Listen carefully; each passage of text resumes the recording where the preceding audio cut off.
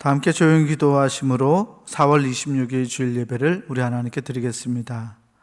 궁핍한 자는 그의 고통으로부터 건져주시고 그의 가족을 양떼같이 지켜주시나니 정직한 자는 보고 기뻐하며 모든 사악한 자는 자기 입을 봉하리로다. 아멘. 사도신경으로 우리의 신앙을 고백합니다.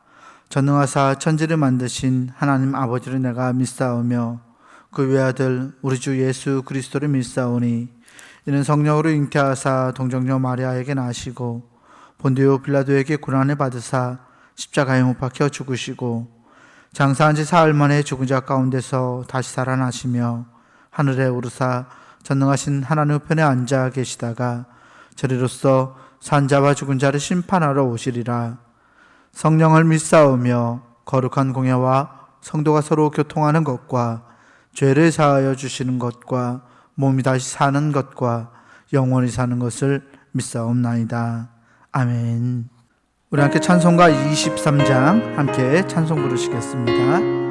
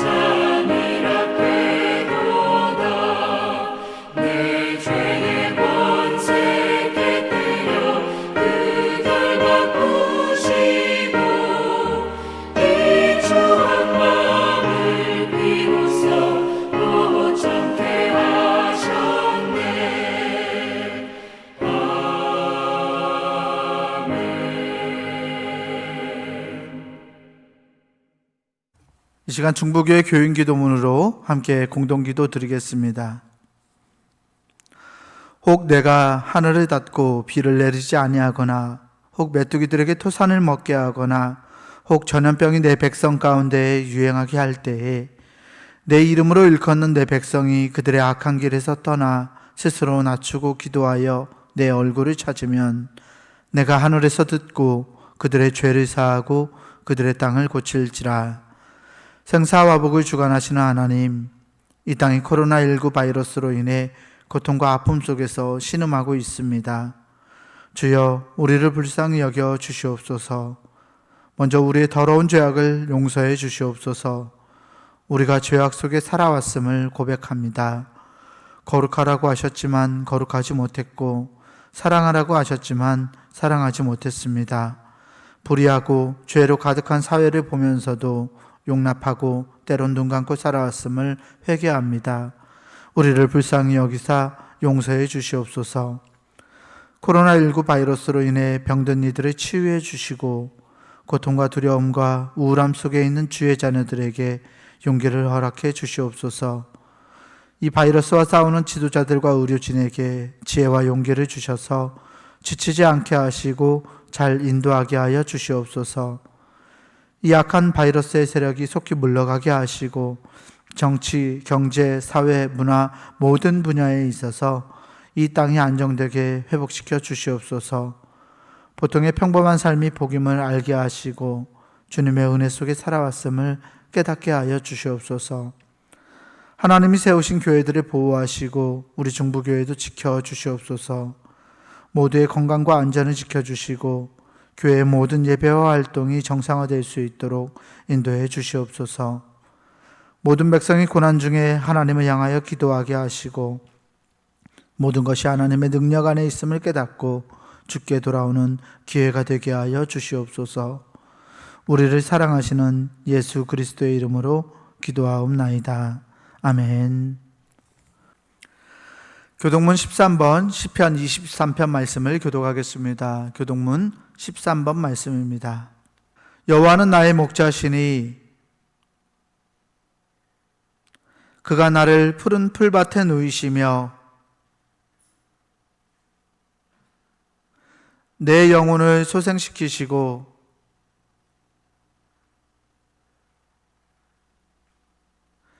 내가 사망의 음침한 골짜기로 다닐지라도 해를 두려워하지 않을 것은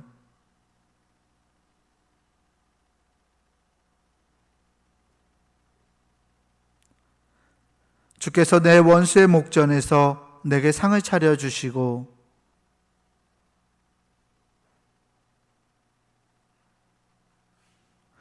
내 평생의 선하심과 인자하심이 반드시 나를 따르리니 아멘. 다 함께 송영찬송 찬송가 5장 부르시겠습니다.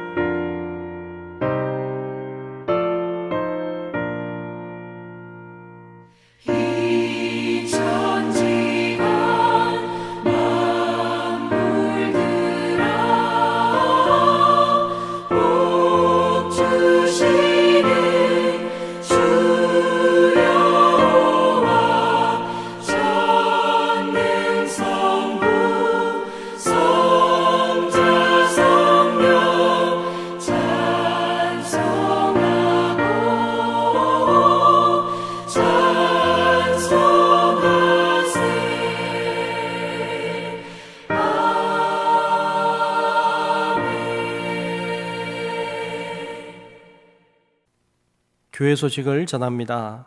4월 주제는 기도하는 달입니다. 기도하는 일에 모두가 힘써 주시기를 바랍니다. 핸드폰 경건한 예배를 위해서 여러분들의 핸드폰은 무음으로 조정해 주시기를 바랍니다. 예배, 주일 예배는 모이는 예배와 온라인 예배를 모두 다 드리고 있습니다. 교회 나오셔서 예배를 드리셔도 좋습니다. 1부부터 4부까지 다 예배를 드립니다. 여러분 오셔서 예배 드리셔도 되겠습니다. 물론 온라인으로도 예배 드릴 수 있습니다. 여러분께서 그렇게 나올 수 없는 분들은 그렇게 온라인으로 예배를 드리시면 되겠습니다. 수요 예배는 온라인으로 드립니다. 교회 홈페이지 유튜브를 통해서 여러분들이 예배에 참여하시면 되겠습니다. 교회 학교 또 중고등부 예배 영상을 통해 예배와 공과가 진행이 되고 있습니다. 학부모님들의 도움을 반드시 필요로 합니다. 잘 도와주시기 바랍니다. 기도문 중부교회 교인기도문으로 있는 곳에서 매일 오후 9시에 기도해 주시기를 바랍니다. 연속기도회도 이번 주에도 동일하게 진행하도록 하겠습니다. 기도하는 일에 모두가 다 힘써 주시기를 바랍니다. 결혼 소식이 있습니다. 우리 정재신 권사님 또 김삼선 집사님의 장녀 되시는 정지혜 양의 결혼식이 5월 2일 돌아오는 토요일 오후 1시 40분 송파에 있는 더 컨벤션 송파 문정 12층 그랜드 볼륨에서 있습니다. 또 우리 김용환 성도님 또 이금임 집사님 장남 되시는 김민석 군의 결혼식도 있습니다. 5월 2일 동일한 날 이번 주 토요일입니다. 오후 3시에 가천 컨벤션 센터 5층에서 있습니다. 여러분께서 기억하시고 결혼에도 많이 축하해 주시기를 바랍니다. 그리고 5월 가정예배서가 나와 있습니다. 여러분께서 가져가셔서 가정에서 예배를 드리시는데 잘 사용하시고 활용하시기를 바랍니다. 이상 광고 말씀 드리고요. 우리 정동아 장로님 나오셔서 대표로 기도하시겠습니다. 사랑과 은혜가 충만하시고 언제나 우리에게 복 주시기를 원하시는 하나님, 하나님의 사랑에 무한한 감사를 드립니다. 특히 감사드리옵기는 코로나19로 어려움을 겪는 이 시기에도 거룩하고 복된 성일을 우리에게 허락하시어 우리들이 교회와 각자의 처소에 모여 감사와 기쁨으로 예배를 드리오니 주님이 친히 주관하셔서 신령과 진정으로 드리는 예배되게 하옵소서. 주님, 우리는 평범한 일상이 다시 오기를 간구합니다. 매일매일의 일상이 가장 큰 축복임을 이제라도 알게 하시니 감사드리며 그동안 주님이 주신 행복을 곁에 놔두고 행운을 찾아 헤맸던 우리를 용서하시어 무엇이 가장 소중한 축복인지 깨닫게 하여 주시옵소서. 주님의 몸된 우리 중보교회가 주 안에서 하나 되어 교제하는 교회라는 표어를 가지고 우리는 하나입니다 외치며 2020년을 출발했지만 코로나19로 인해 모이는 교회가 막혔습니다. 요즘 상황을 보면서 우리가 얻을 수 있는 교훈이 분명 있음을 보게 하시고, 우리가 잘못 가고 있었던 길을 갔다면 바르게 서는 기간이 되게 하여 주시옵소서.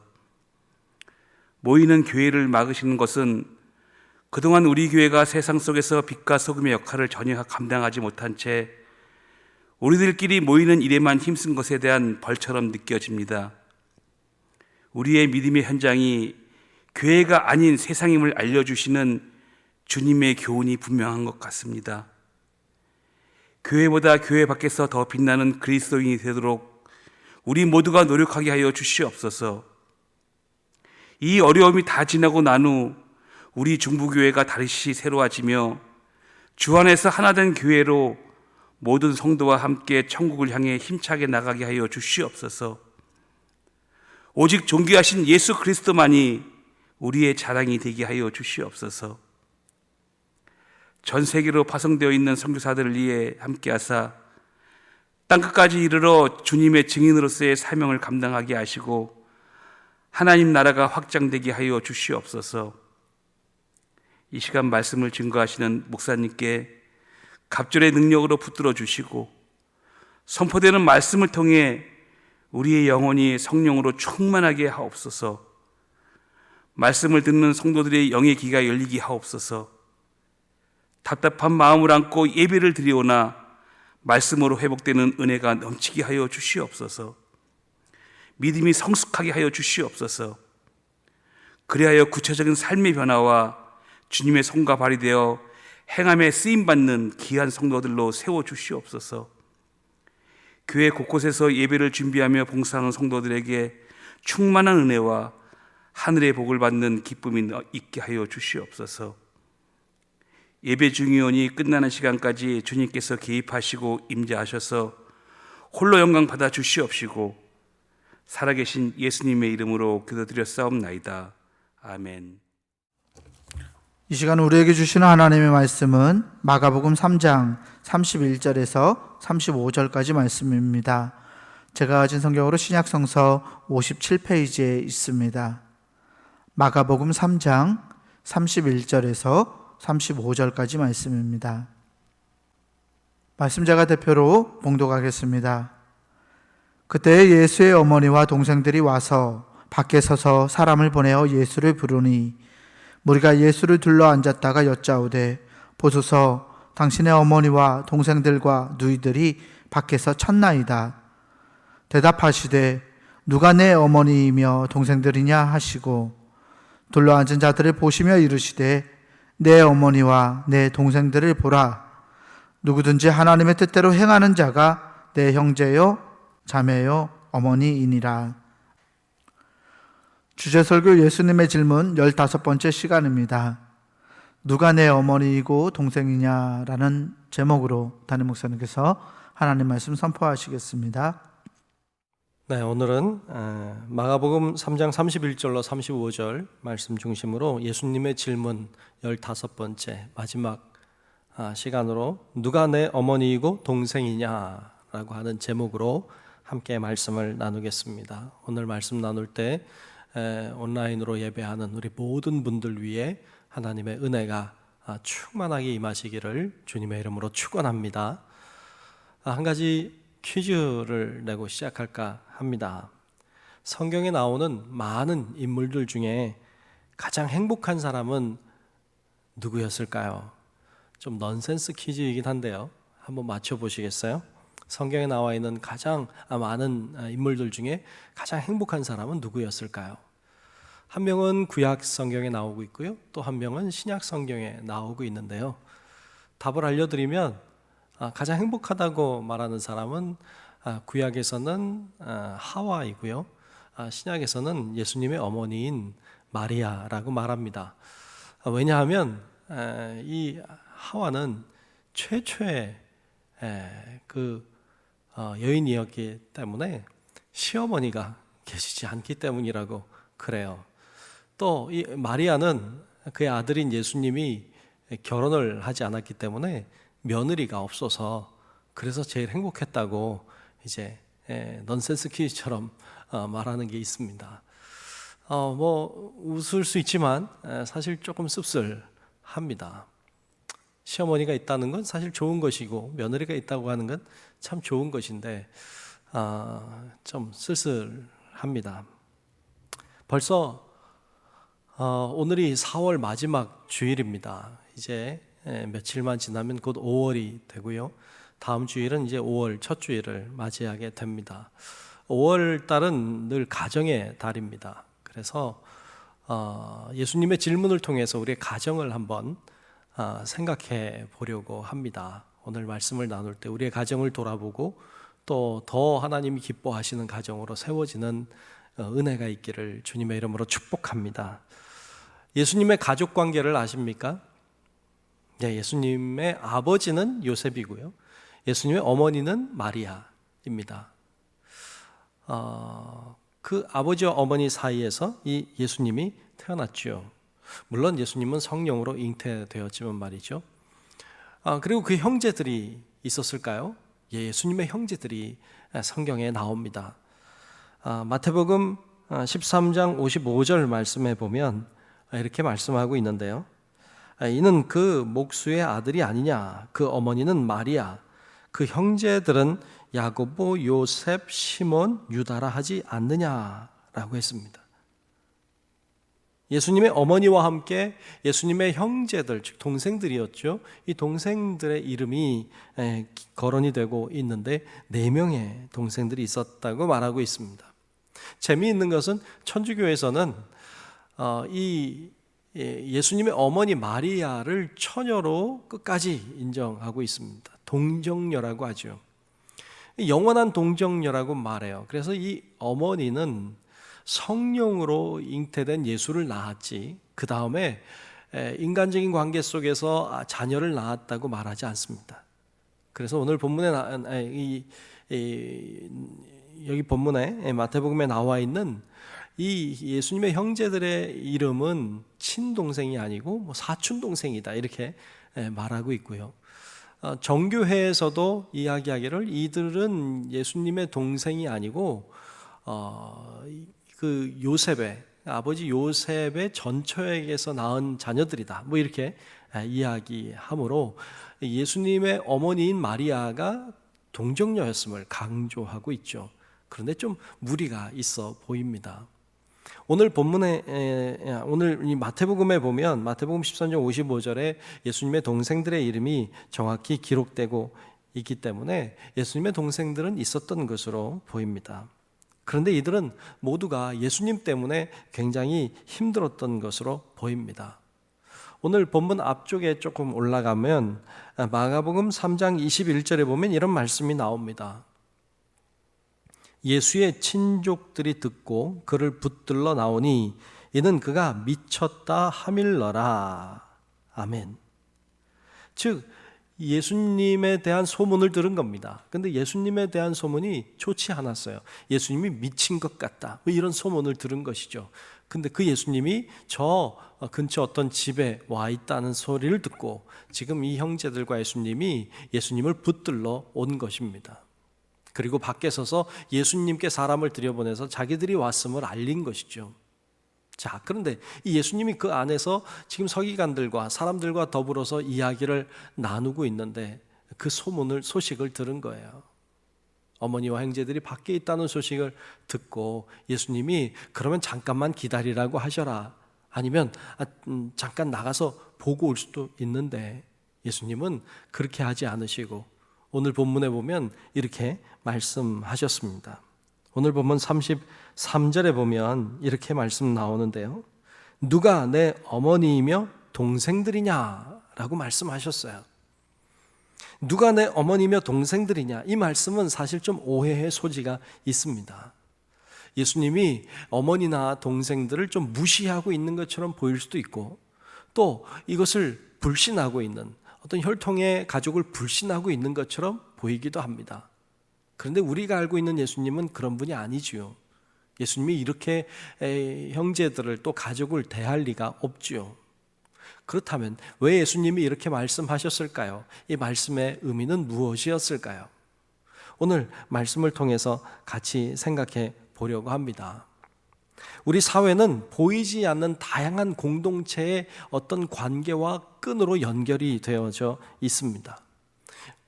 흔히 혈연, 지연, 학연 뭐 이렇게 이야기하죠. 그런 어떤 보이지 않는 끈으로 우리는 다 연결이 되어 있고 공동체가 되어져 있습니다. 이번 총선 때에도 이런 것이 확연히 드러나기도 했는데요. 여러분은 어떤 투표를 할 때에 어떤 기준을 가지고 투표를 하십니까? 어떤 기준을 가지고 어떤 사람을 뽑으십니까? 그 사람의 됨됨이나 어쩌면 그 사람이 내건 어떤 공약이나 이런 것을 보고 그 사람을 선택하는 것이 옳은 거겠죠. 그런데 그런 것보다는 사실 다른 것들이 많이 작용하는 것 같이 느껴집니다. 어떤 사람은 그 사람의 됨됨이나 그 사람의 어떤 공약을 보기보다는 그 사람이 어느 당에 속했느냐만 보고 투표를 하는 경우도 많고요. 혹은 어떤 사람이 그 사람이 속해 있는 어떤 혈연적인 관계 때문에 나랑 어떤 친척의 관계라든지 뭐 그러면 그 사람을 선택하죠.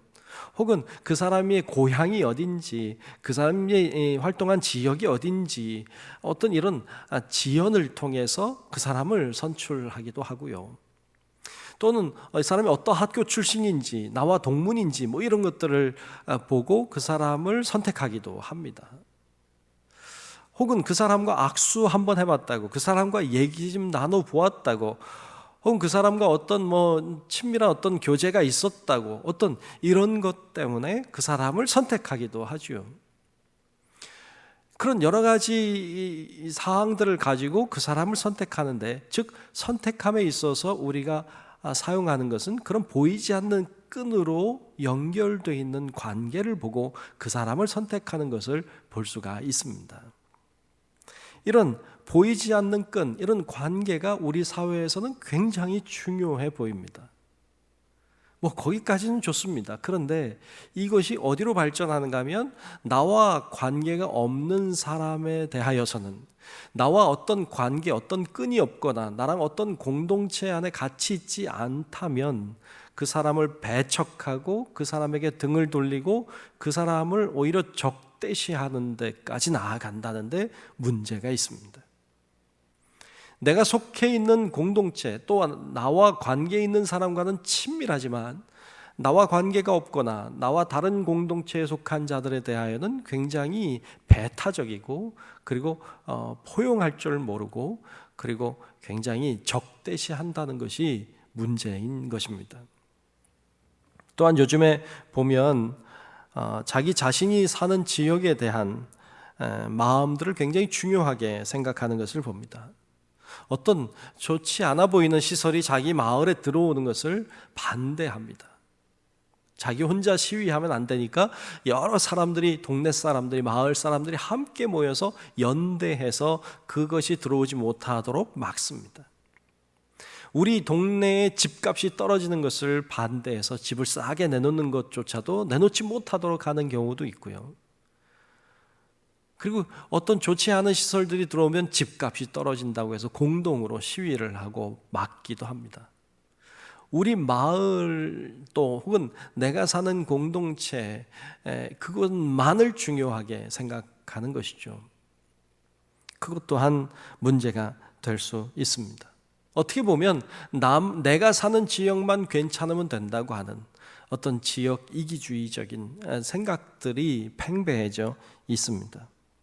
요즘 종종 텔레비전에 보면 어떤 연예인들이 나와서 소리를 지릅니다. 나만 아니면 돼, 나만 아니면 돼 라고 소리 지르는 것을 보는데 저는 그런 장면을 볼 때마다 채널을 돌리고 싶습니다.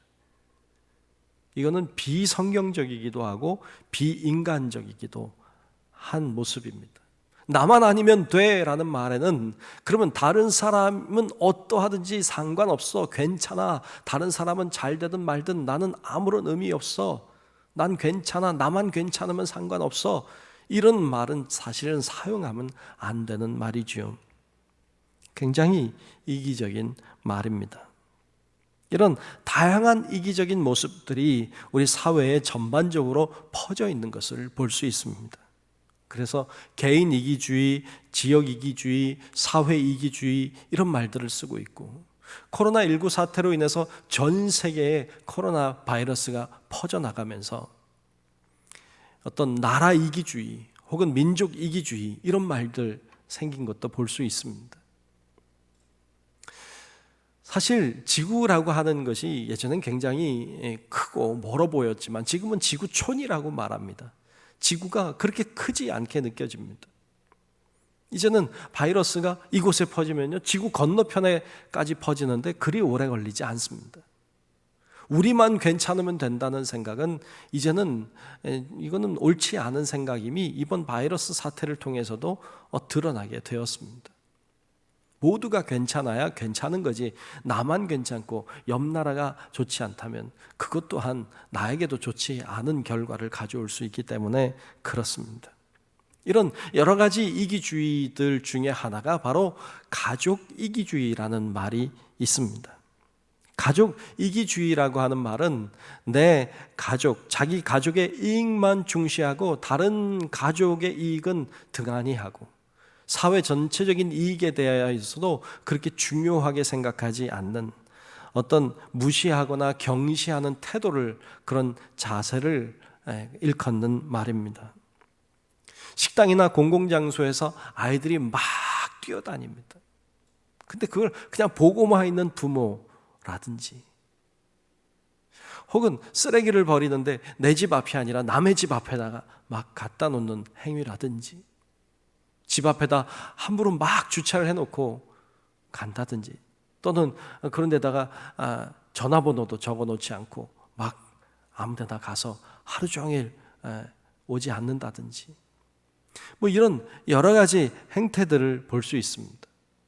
요즘 아파트 사는 사람들은 어떤 층간 소음 문제로 고통을 당하는 것도 있고 거기서 불미스러운 일들도 생기는데, 가만히 보면 이 모든 여러 가지 일들이 왜 발생하느냐, 가족 이기주의의 모습에서 어떤 그런 생각과 사고에서부터 이런 행동들이 나온다는 것을 보게 됩니다. 가족은 소중합니다. 하지만 나의 가족이 다른 가족에게 어떤 피해를 준다든지 다른 가족을 배려할 줄 모른다면 그것은 그리스도를 믿는, 하나님을 믿는 가족답지 않은 것이고, 그것은 정말로 우리가 지향해야 되는 가족의 모습인 것입니다. 여러분, 오늘 주님께서 하시는 말씀을 통해서 주님이 우리 가족들에게 원하시는 말씀은 무엇인지 오늘 같이 몇 가지 생각해 보겠습니다. 첫 번째로는 우리는 모두 한 가족입니다 하는 것입니다.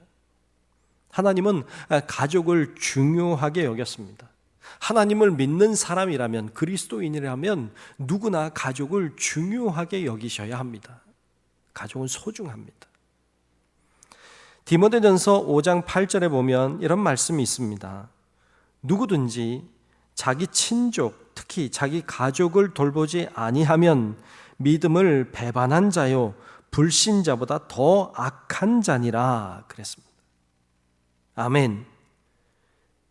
가족을 돌보지 않는 사람은 믿음을 배반한 자다, 불신자보다 더 악한 사람이라고 성경은 그렇게 말씀하고 있습니다.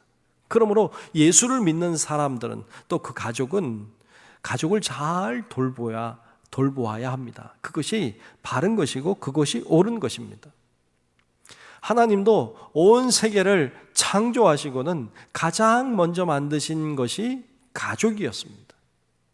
아담이 홀로 있는 것, 독처하는 것이 좋지 않게 보여서 그를 위해서 아내를 만드셨습니다. 그것이 하와였죠. 그리고 아담과 하와를 만나게 하셔서 가족을 이루게 하셨습니다. 그리고 하나님이 보시기에 좋다고 하셨습니다. 그리고 주님께서 하나님이 그들 사이에 가인과 아벨이라고 하는 자녀도 허락해 주셨죠. 그러므로 가족을 이루게 하셨습니다. 그것이 주님이 원하시는 것이었습니다. 후에도 하나님께서 아브라함이라고 하는 사람을 들어서 그의 가족을 세우시고 그의 후손들을 축복하신 내용도 볼 수 있습니다. 뿐만 아니라 모세를 통해서 하나님이 계명을 내려주실 때에도 그 10가지 계명 중에 가장 중앙에 5번째 계명으로 내 부모를 공경하라라는 가족에 대한 말씀을 넣어주셨습니다. 예수님도 십자가에 매어 달려 계실 때 아래까지 따라온 예수님의 어머니를 바라보고 그리고 그 옆에 있는 제자 요셉을 바라보면서 그 옆에 있는 요한을 바라보면서 예수님 말씀하셨죠. 내 어머니를 부탁한다고. 그렇게 어머니를 생각했던 사람, 자신의 죽음 앞에서도 어머니를 생각했던 예수님의 모습을 볼 수가 있습니다. 그것이 바로 예수님의 모습이셨습니다. 예수님은 이처럼 가족을 중요하고 소중하게 생각하셨습니다. 하지만 예수님은 이 가족의 개념에 묶여 계시지는 않았습니다. 가족의 개념을 좀 넓혔습니다. 예수님은 자신의 어머니와 동생만 가족으로 생각하지 않고 함께 모여있는 모든 사람들을 다 가족으로 여기셨습니다. 그래서 오늘 본문 말씀에 보면 34절에 이렇게 말씀하셨어요. 둘러 앉은 자들을 보시며 이르시되 내 어머니와 내 동생들을 보라 그러셨습니다. 함께 둘러 앉아 있는 모두를 바라보시면서 그들이 내 어머니고 그들이 내 형제라고 말씀하신 것입니다. 이것이 예수님의 모습이었습니다. 예수님이 보실 때는 모두가 다 형제고 모두가 다 자매고 모두가 다 어머니와 같은 존재였다는 것이죠. 가족이 무엇입니까? 가족을 정의한 사전의 정의를 보면 이렇게 정의를 하고 있어요. 부부를 중심으로 하여 그로부터 생겨난 아들, 딸, 손자, 손녀 등으로 구성된 집단, 이렇게 정의하기도 했고요. 또 하나 보면 결혼, 출산 또는 입양을 통해 맺어진 2사람 이상의 집단, 이렇게 정의하고 있기도 합니다. 일반적으로 가족이라고 하면 혈연으로 맺어진 것을 말하죠. 피는 물보다 진하다고 피를 중요하게 생각하고 있죠. 그런데 가족이라고 하는 건 사실 혈연으로만 맺어졌다고 가능한 건 아니고요. 또 혈연만 가족이 될 수 있는 건 아니죠. 피가 한 방울도 섞이지 않았지만 입양을 통해서도 가족을 충분히 이룰 수 있습니다. 뿐만 아니라 어떤 관계를 통해서 또 어떤 사연이 있어서 가족이 되는 경우들도 있죠. 그렇게 해서 가족을 이룰 수 있습니다. 중요한 건 피가 섞였느냐 안 섞였느냐보다 중요한 건 함께 무엇인가를 나누는 것, 함께 삶을 나누고 함께 생활을 공유하는 것 또한 어찌 보면 그것이 피보다 더 강해 보입니다. 예전에는 대가족 사회였어요. 대가족 사회일 때 가족의 개념은 사실 흔히 얘기했던 8촌까지 정도로 얘기했었죠. 그런데 요즘 대가족이 거의 없죠. 핵가족화 되면서 지금은 4촌도 4촌 정도는 알겠죠. 그런데 교류도 별로 없는 그런 시대를 맞이했습니다. 어쩌면 그래서 그런지 더 가족 이기주의가 팽배해져 가는 오늘날의 모습을 보게 됩니다. 우리는 대부분 가족을 중요하게 생각합니다. 세상에서 가장 중요한 것이 무엇입니까? 라고 묻는다면 많은 사람들이 그것이 바로 가족이라고 말할 것입니다. 가족의 행복과 가족의 이익을 위해서 최선을 다하고 충성하고 열심히 일하는 오늘의 많은 사람들을 바라볼 수 있습니다. 하지만 자신의 가족만을 위해서 일하고 다른 사람들의 가족을 돌볼 줄 모른다면 그런 가족 이기주의를 또한 가져오게 되고 그것은 오히려 하나님의 나라를 확장하는 것을 방해하기도 합니다. 그래서 예수님은 마태복음 10장 34절부터 37절에 보면 이렇게 말씀도 하셨습니다. 제가 한번 읽어보겠습니다. 내가 세상에 화평을 주러 온 줄로 생각하지 말라. 화평이 아니요 검을 주러 왔노라. 내가 온 것은 사람이 그 아버지와 딸이 어머니와 며느리가 시어머니와 불화하게 하려 함이니 사람의 원수가 자기 집안 식구리라. 아버지나 어머니를 나보다 더 사랑하는 자는 내게 합당하지 아니하고 아들이나 딸을 나보다 더 사랑하는 자도 내게 합당하지 아니하며 라고 했습니다. 즉 예수님이 중요하게 여기셨던 것이 무엇인지에 대하여 나오고 있는데, 그것은 바로 가족보다 더 중요한 것은 예수님으로 표현되어져 있는 하나님의 나라를 가리키고 있습니다. 즉 예수님은 가족보다 더 중요한 것이 있다. 그것은 바로 하나님의 나라라고 하는 것입니다. 예수님은 가족의 개념을 넓혀서 세상 모든 사람들이 다 가족이라고 보았습니다. 사실 그런 곳이, 세상 모든 사람이 가족이 될 때 하나님의 나라가 확장되어 가는 것이죠. 육신의 가족보다 하나님의 나라인 이 영적인 가족을 더 중요하게 여기셨던 것입니다. 영적인 가족이라고 하는 건 하나님을 아버지로 두고 모든 우리가 다 형제 자매가 되는 그 큰 가족을 가리키고 있습니다. 마태복음 22장에 보면 사두개인들이 예수님께 와서 시험해서 묻습니다. 그때 예수님이 답변하실 때 이렇게 답변해요. 마태복음 22장 30절에 보면 부활 때에는 장가도 아니가고 시집도 아니가고 하늘에 있는 천사들과 같으니라 그랬어요. 부활하면, 즉 천국에 가면 장가도 아니가고 시집도 아니간다는 말입니다. 즉 가족의 개념이 없어진다는 거예요. 가족의 개념이 없어진다는 말을 다시 얘기하면 모두가 다 가족이 된다는 뜻도 됩니다.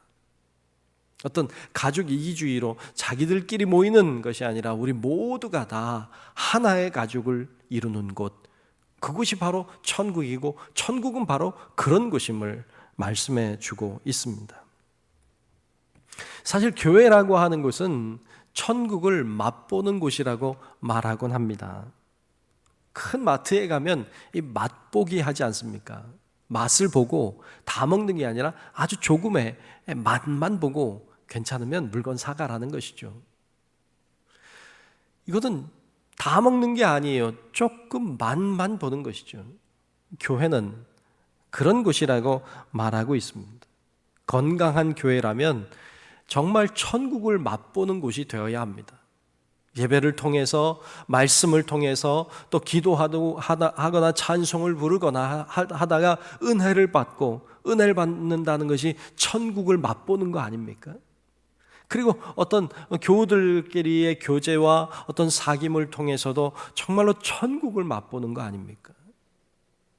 교회는 그런 곳이 되어야 되고, 그런 천국을 맛보는 곳이 건강한 교회인 줄로 믿습니다. 우리는 그런 천국을 맛보고 살던 사람들이 결국에 영원한 천국에 들어가게 되는 것입니다. 그러므로 우리가 교회에 다니는 동안에 천국을 맛보는 건 굉장히 중요하고 소중한 경험이 되는 것입니다. 우리도 이 가족에 대한 개념을 좀 넓혀야 합니다. 나랑 혈연으로 맺어진, 혹은 나와 같이 생활하는 이 사람들만 나의 가족이라고 하는 생각에서 좀 더 벗어나서 우리 모두가, 우리 교우들 모두가 한 가족이라고 하는 생각, 그것도 더 넘어서서 모든 인종과 모든 민족과 모든 열방을 다 포함해서 모든 사람들이 다 형제고 다 자매라고 하는 사실을 우리가 같이 갖게 될 때 하나님의 나라는 확장되어 가고 그것을 통해 하나님은 영광을 받으실 줄로 믿습니다. 두 번째로 오늘 말씀 통해서 한 가지 더 발견하게 되는 것은 하나님의 뜻대로 행하는 자라고 했습니다. 마가복음에서 잘 사용하는 방법 중에 하나가 샌드위치 요법이라고, 어떤 샌드위치라는 단어를 사용하고 있는데요.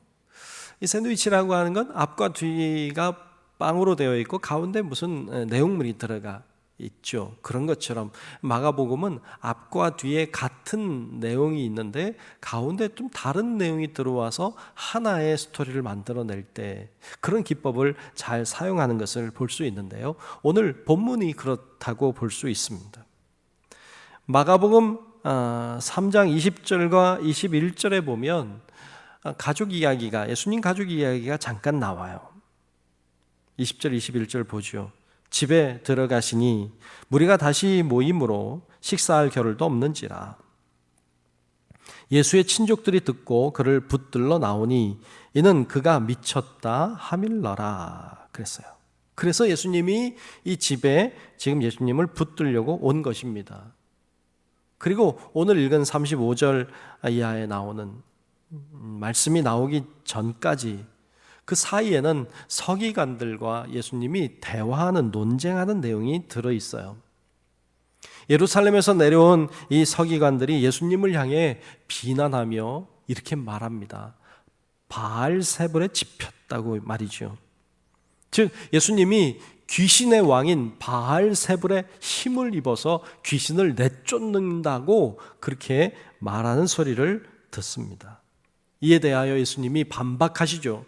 귀신이 귀신을 내쫓는다면 그 집이 어떻게 서겠느냐라고 하시는 내용의 말씀이셨어요. 이런 내용의 말씀을 하셨어요. 그리고는 마가복음 3장 29절에 보면 이렇게 말씀하세요. 누구든지 성령을 모독하는 자는 영원히 사하심을 얻지 못하고 영원한 죄가 되느니라 라고 했습니다.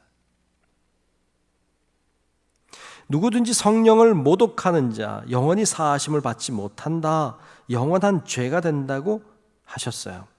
이렇게 예수님을 모독하고 하나님의 나라를 방해하는 자들을 가리켜서 성령을 모독하는 자라고 말씀하셨어요. 이런 자들은 영원히 사하심을 받지 못한다고 하신 것입니다. 이 말씀을 하자마자 예수님의 가족들이 밖에 서 있습니다. 예수님이 미쳤다고 생각해서 예수님을 잡으러 온 것입니다. 예루살렘에서 내려온 서기관들도 예수님을 미쳤다고 생각했습니다. 근데 가족도 동일하게 예수님을 미쳤다고 생각한 것이죠. 이 서기관들도 예수님의 사역을 방해하고 성령을 모독했습니다. 마찬가지로 이 예수님의 가족도 성령을 방해하고 사역을 방해하고 성령을 모독하고 있는 모습을 보여주고 있습니다. 이것은 옳지 않다. 이것은 옳지 않다는 것을 주님이 이 본문을 통해서 우리에게 들려주고 있는 것입니다. 오늘 본문 31절에 보면 그런 말씀을 하세요. 그때 예수의 어머니와 동생들이 와서 밖에 서서 사람을 보내어 예수를 부르니라고 했는데 여기서 밖에 서서라고 하는 말의 의미가 있습니다. 예수님과 예수님의 가족이 같은 공간에 있는 게 아니라 예수님은 안에 계시고 이들은 밖에 서 있다는 이야기를 하고 있습니다. 서기관들도 비록 같이 같은 공간에 있다고 할지라도 이들은 밖에 있는 자들과 같습니다.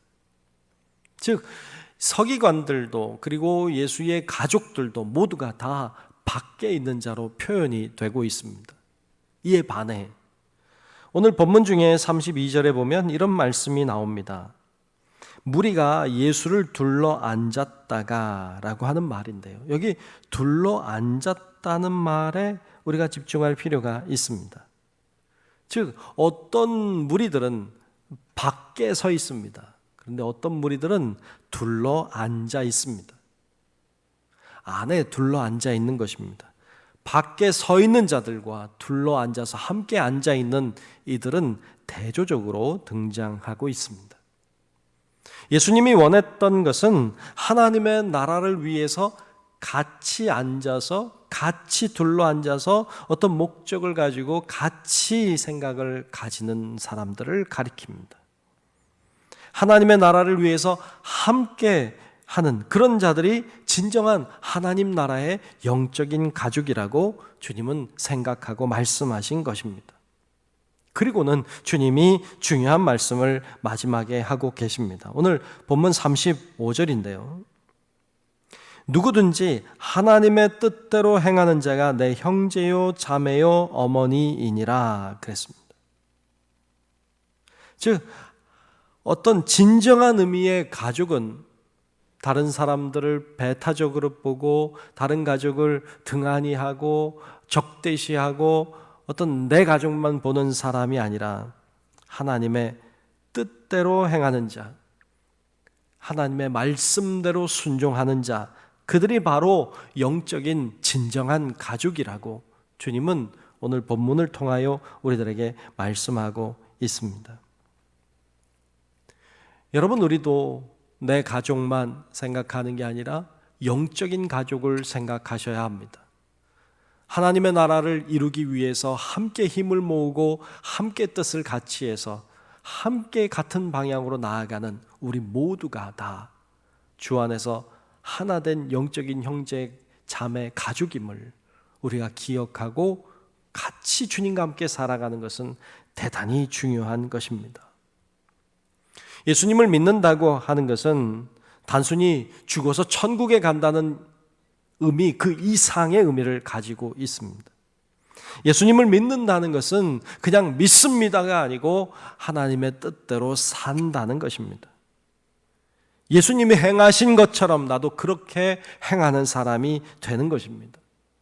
죽음과 질병과 어떤 사탄의 권세 아래 눌려있는 자들이 아니라 예수님처럼 죽음을 이기신 것처럼 질병을 물리치시고 사탄의 능력과 권세를 이기신 것처럼 우리들도 그렇게 이기고 능력을 가지고 살아가는 사람들이 될 때 우리는 주님과 같은 한 형제, 한 자매, 한 가족임을 바라보게 될 수 있는 것입니다. 오늘날 가족은 굉장히 소중한 개념입니다. 예수님도 가족을 굉장히 소중하게 여기셨습니다. 하지만 예수님은 가족 그 이상을 보셨습니다. 가족을 넘어서 모두가 다 형제 자매가 되는 영적인 가족을 이루는 하나님 나라의 아름다운 공동체를 꿈꾸셨습니다. 가족 이기주의를 넘어서서 모든 사람들이 주 안에서 하나 된 가족, 바로 그것을 주님은 꿈꾸고 바라셨던 것입니다. 우리가 모두 다 한 형제, 한 자매 된 한 영적인 가족인 것을 여러분 기억하고 서로 돌보고 서로 섬기며 또 같이 하나님의 나라를 일구어 가는 일에 마음을 합하는 그런 영적인 가족이 다 될 수 있기를 주님의 이름으로 축원합니다. 기도하겠습니다. 하나님 감사합니다.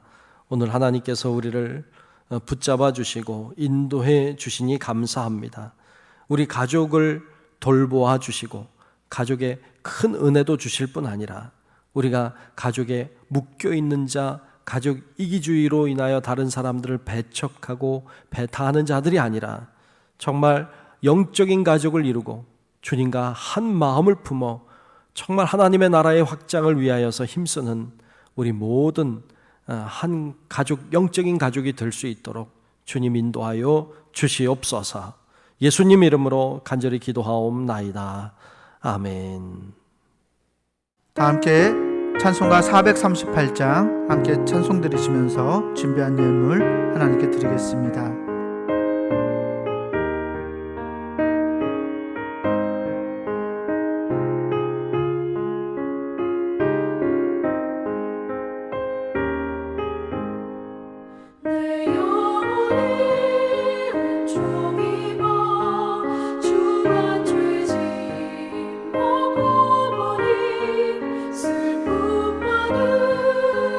세상도 전국으로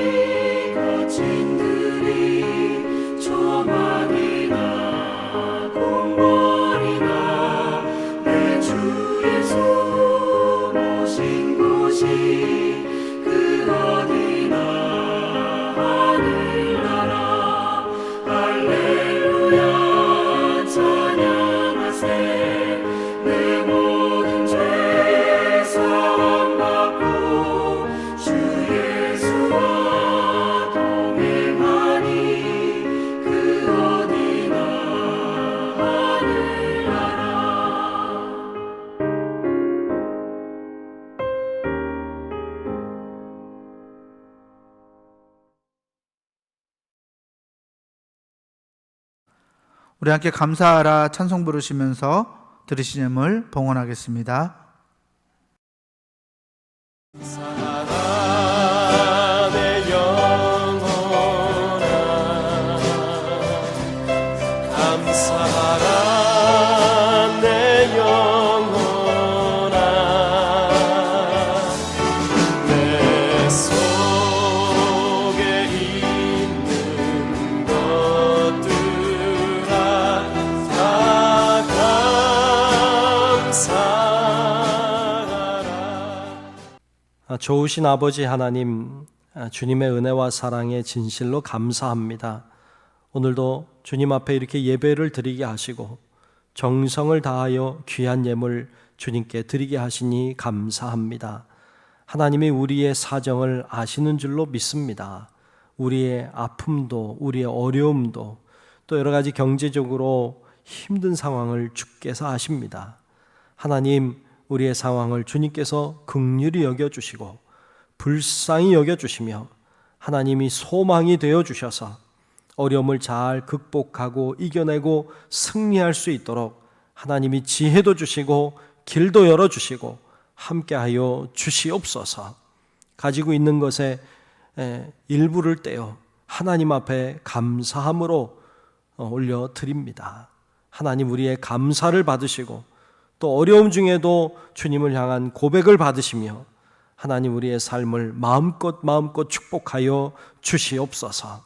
하나님, 드리는 손길과 가정과 생활 위에 하나님이 동행하시는 은혜가 있게 도와주시고 하나님께서 날마다 채워주시고 또 때를 따라 공급해 주시는 은혜가 있어 늘 믿음으로 사는 우리 모든 성도들 되게 하여 주시옵소서. 코로나로 인하여 여러 가지 전 세계가 어려움과 고통과 신음과 아픔 속에 있음을 주께서 아십니다. 주여, 우리 가운데 임재하셔서 문제를 해결하여 주시고 치유하여 주셔서 우리가 다시 한번 회복의 은혜를 경험하게 하시고 마음껏 주님 앞에 나와서 마음껏 예배하고 마음껏 악수하고 마음껏 밥을 먹으며 교제할 수 있도록 주님께서 우리에게 은혜도 허락하여 주시옵소서. 아버지 하나님께 모든 것을 다 맡기옵고 살아계신 예수님 이름으로 간절히 축복하며 기도하옵나이다. 아멘. 우리 함께 결단 찬송 바다와 노래주 찬송 부르신 후에 담임 목사님의 축도로 예배를 마치겠습니다.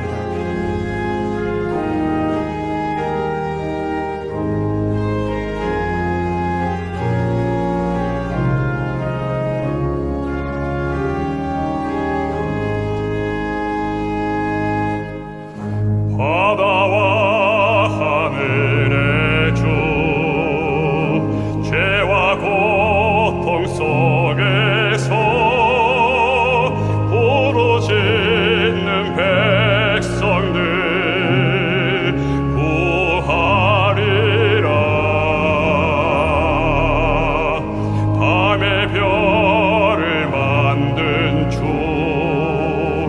어두움을 밝히네. 나의 빛을 가지고 누가 갈까?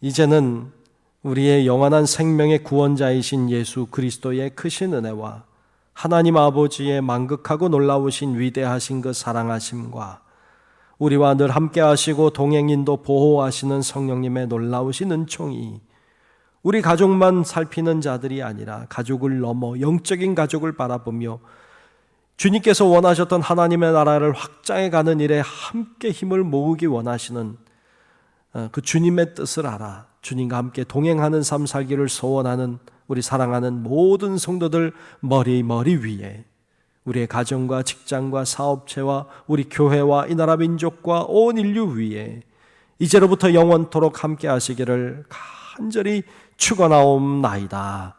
아멘. 내게 주신 모든 것